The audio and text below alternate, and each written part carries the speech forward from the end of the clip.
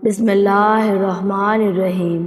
السلام علیکم خواتین و حضرات، آج ہم آپ کے ساتھ بی بی فاطمہ زہرا کی زندگی کے کچھ واقعات شیئر کریں گے، لہٰذا ویڈیو کو اینڈ تک ضرور دیکھیں اور اپنے گھر کی عورتوں کے ساتھ لازمی شیئر کریں۔ ناظرین، ایک بار کا واقعہ ہے کہ ایک بوڑھی عورت حضرت بی بی فاطمہ رضی اللہ تعالیٰ عنہ کے پاس تشریف لے آئی اور عرض کرنے لگی، اے بنت رسول اللہ، میں 3 دن سے بھوکی ہوں، مہربانی کر کے مجھے کچھ کھانے کو دے دیں۔ نبی پاک صلی اللہ علیہ وآلہ وسلم کی لاڈلی بیٹی سیدہ فاطمہ رضی اللہ تعالیٰ عنہ فرمانے لگی، آپ 3 دن کی بھوکی ہیں اور میں نے 7 دن سے روٹی کی شکل نہیں دیکھی، ابھی 4 مٹھی جو کہیں سے آئے ہیں، آپ ادھر بیٹھو، میں ان کو پیس کر روٹی بناتی ہوں اور آپ کو دے دیتی ہوں۔ بی بی فاطمہ رضی اللہ تعالیٰ عنہ نے چکی پیسی اور آٹا بنایا اور ان سے روٹی پکا کر اس عورت کو دے دی اور اپنے لیے کچھ بھی نہ رکھا۔ اس بوڑھی عورت نے کہا کہ آپ بھی تو بھوکی ہیں، آپ اس میں سے اپنے لیے بھی رکھ لیں۔ تو بی بی فاطمہ رضی اللہ تعالیٰ عنہ فرمانے لگی، اے اماں، جو چیز صدقہ کر دی جائے پھر اس میں سے کچھ بھی اپنا حصہ نہیں ہوتا۔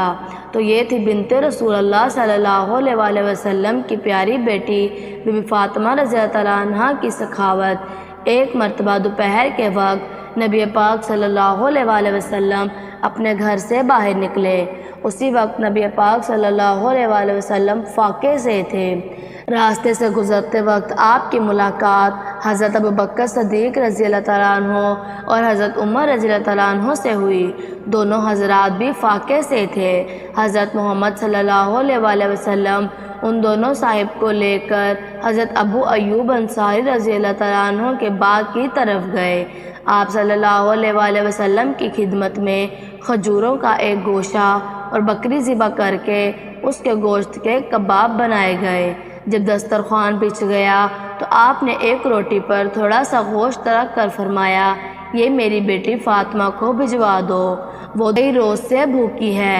ناظرین، حضرت بی بی فاطمہ رضی اللہ تعالیٰ عنہ نے کبھی بھی اپنے شوہر حضرت علی رضی اللہ تعالیٰ عنہ کو پریشان نہ کیا تھا۔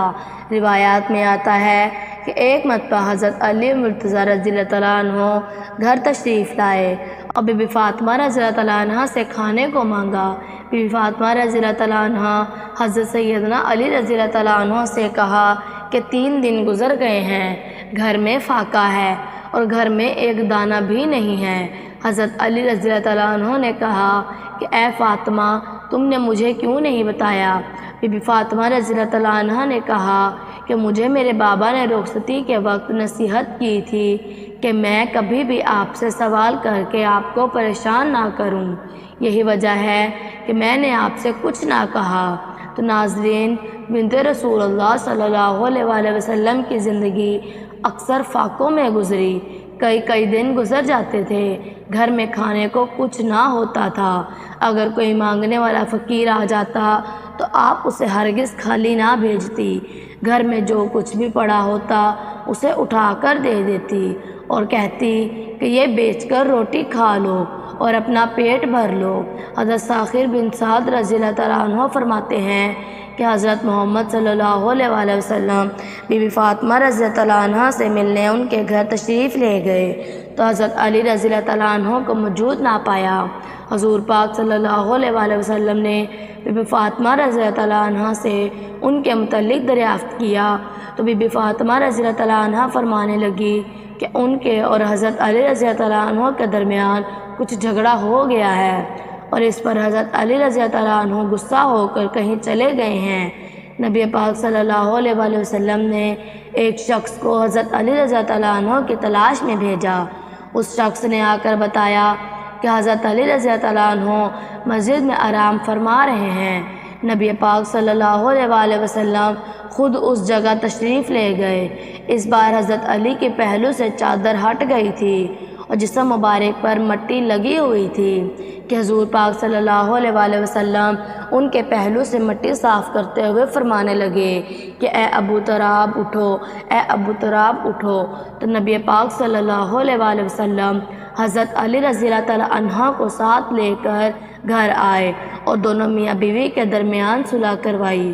اس طرح ایک اور واقعہ ہے، نبی پاک صلی اللہ علیہ وآلہ وسلم نے بی بی فاطمہ رضی اللہ تعالیٰ عنہ کو جہیز میں ایک قمیض دی تھی۔ شادی کے کچھ عرصے بعد ایک فقیر بی بی فاطمہ رضی اللہ تعالیٰ عنہ کے گھر آیا اور اس نے صدا لگائی کہ اے نبی کے گھر والوں، میں فقیر ہوں، میں محتاج ہوں، مجھے کچھ کھانے کو دے دو، میں بھوکا ہوں، مجھے کھانے کو دے دیا جائے۔